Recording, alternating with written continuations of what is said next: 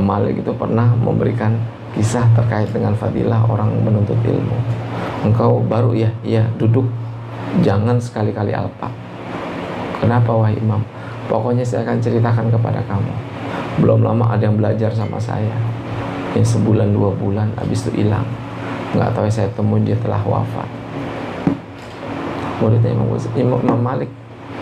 Terus imam 3 hari kemudian saya mimpiin muridnya yang wafat itu. Ma baik, apa yang kamu alami sekarang? Nggak tahu wahai imam, saya kok dapat derajat segini tingginya. Karena sebelum 3 hari itu imamnya juga kaget. Yang mandiin itu muridnya, itu seorang imam namanya Rabi'ah. Bahkan yang nyolatin pun gubernurnya.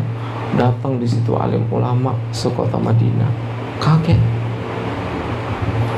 Karena kagetnya, kalau Imam Malik karena dia merasa itu muridnya, ya biasa orang belajar. Cuman kedudukannya itu dia tahu ketika dia lihat mimpi. Di mimpinya itu ternyata dia mengasih tahu, wah imam, ternyata di setiap bab ilmu yang aku belajar kepada imam itu aku dapat derajat. Per bab ilmu itu tek. Bahkan aku lihat Rasulullah itu di tengah, di tengah pusaran. Nah Rasulullah di tengah. Kemudian setelah Nabi itu para Nabi dan Rasul.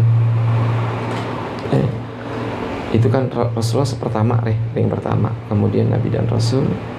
Kemudian ring ketiga itu sahabat Rasulullah dan sahabat para Nabi. Ring ketiga. Ring keempat asyuhada wassalihun. Ring keempat asyuhada wassalihun, ulama lah segala macam. Jadi kan Nabi ring pertama Nabi dan Rasul, ring kedua sahabat Nabi ya dan sahabat para Rasul. Nabi ring pertama berarti Nabi dan Rasul, kemudian sahabat Nabi dan Rasul. Nah yang ketiga ini ulama dan syuhada dan salihin. Aku itu paling belakang katanya. Ini muridnya cerita dalam mimpinya. Aku tuh paling belakang, nggak kelihatan.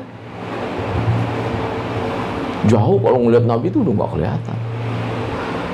Cuman nggak tahu katanya, ya wahai imam, ada malaikat ya perintah dari Allah itu angkat itu si fulan, diambil pakai sayapnya itu, dilemparin dari belakang ke depan, dari belakang ke depan, masuk ke ring berapa? Ke ring ketiga. Begitu aku masuk ke situ, aku lihat mereka pada mengucap ahlan wa sahlan, ahlan wa sahlan, ahlan wa sahlan, marhaban bik, marhaban bik, marhaban, selamat datang, selamat datang. Aku lihat mereka semuanya ulama, para pembesar-pembesar. Padahal aku masih murid gitu loh, masih belajar sama imam. Artinya disitulah kemuliaan orang yang menuntut ilmu. Disandingkan dalam ini riwayat Imam Malik ini, dalam syarah Ibnu Battal itu disandingkan dengan para ulama. Kalau kita kagak pintar, minimal kita dekat sama orang pintar dan ulama, itu doang. Itu pengaruhnya di situ. Ya bayangin deh, cuman murid duduk di situ istiqomah, tapi kemudian derajatnya Allah kasih begitu sangat tinggi. Makanya jangan sampai bosan kalau untuk belajar, walaupun itu sederhana. Ingat, di setiap bab ilmu yang kita pelajarin itu mengangkat derajat kita di akhirat. Gitu ya. Ceritanya sebenarnya panjang, saya singkat aja. Kalau panjang saya udah capek, besok saya mengajar soalnya. Gitu ya. Mudah-mudahan yang sedikit ini ada manfaatnya.